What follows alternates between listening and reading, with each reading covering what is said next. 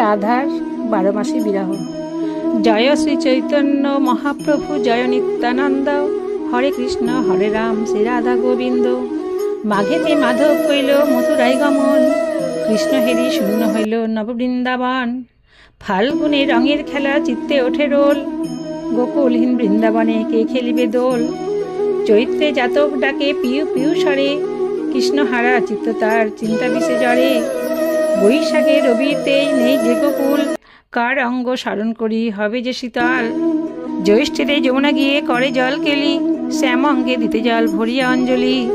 আষাঢ়ে বাদল ধারা ঝরঝর ঝরে, দেখি আসি রাধার হিয়া সহিতে না পারে। শ্রাবণে আসিবে সাথী এই ছিল মনে, গাথে আমালতি হার বসে কুঞ্জবনে।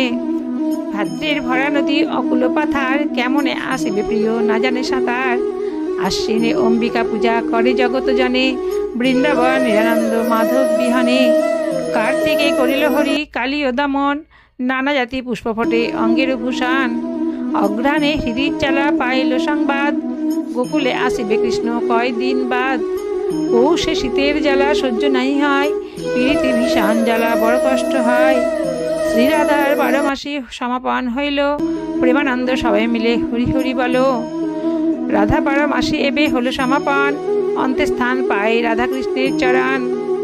শ্রী শ্রী রাধার 12 মাসে বিরহ কথা সমাপ্ত।